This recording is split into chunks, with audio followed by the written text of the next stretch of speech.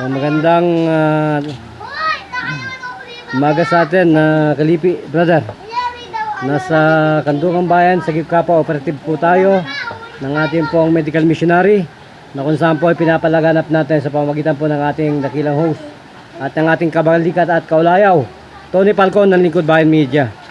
So ano pong nag-imbita po tayo at parang naniwala sa amin pong programang ito na subukin po na tanggapin ang ating pong ideolohiya na kayo po ay mapagdamutan ng aming pong programang ito at ng kagalingan. Ano pong naging problema natin? Problema po kasi matagal na po ito na hindi ko may galaw.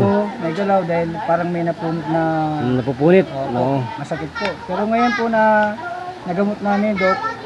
Okay na po. Itaas po natin. Ano po? Yan. Itaas ko na po.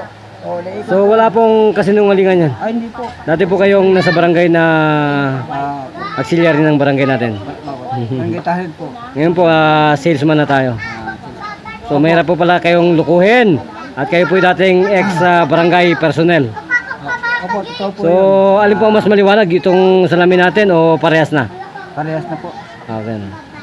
So bakit po ba kayo hindi nakabalita agad ng tayo po ay makapagdaw para kaagad at makita kayo? Hindi po kasi napadaan lang po ako. Tapos nakita ko yung mga kaibigan ko. Ngayon nga si Alin Linda. Magaling daw pong maggamot kaya ganun po ba? Hindi naman po masamang magsubok. Pagsubok. Magkano po ninyo ang binayad natin? Magkano binayad po natin?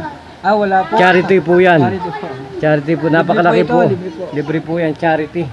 Charity po yung pagmumukha natin dito. Kasama po si Tony Falcon. So, magpakilala pa ano po tunay na pangalan natin? Ako po si Brother Rosauro Bien, Jr. ng Bethel Church, Fellowship. Naging Christian din po pala tayo. Kaya po pala tayo napakabait. Mabuhay po tayo sa ating pong denomination na Kalipi, brother. So, ilang taon po talaga kayong pinahirapan nito at nanlabo ng mga mata? Yung sa mata po tagal na po, magpa 5 years na. Sa ganito pong isang taon pa lang po. ano po yan, bursitis or tennis arms, mahirap pong pagalingin talaga. Hindi po kayang pagalingin ng FR, Mubik. Hindi rin po, alaksan po, hindi rin po. Ayaw, bakit po lana lamang yan? Ipakita po sa mga piloso potasyo kung kano kagaling yan. Lalo po, nag-aaral tayo ng mga mano-mano. So, hindi po kayo maluluko talaga. Ano po? Yan po ang pinaka-piloso po, yung mga artist ng martial arts. Yan. Pag hindi ka assassin, hindi kami maniniwala. Kailangan isang pahid. Ano po kagad? Epektado. So, itaas po natin kung talagang totoo yan. Ayan po, brother. Nakataas na. Ayan po, naitaas na po. Kung araw-araw po kayo magpapahid niyan. Hindi po salo pong salo maganda po. Yan po yan.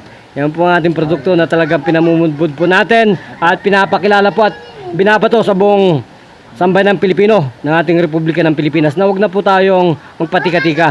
Huwag na po tayong maging nahuhuli sa napaka-ancient medicine, makaluma. Huwag na po tayong makabago. Madali pong maging lata yan ng katawan. So sa inyo po ang pagkakataon at para po magpasalamat, sige po. Maraming salamat po kay Tony Falcon sa DWAD 1098 898 at kay Brother John Ukairi po. Okay, kung ganun po, magpapalam tayo. Maraming din po salamat. Mabuhay po kayo. God bless. God bless po. Ito pa rin po ang isang nagpapatuloy at nagbabalita at nagsasabi, mahal kayo ng programang ito. Thank you, Mr. Rosario. Okay, mabuhay, brother. God.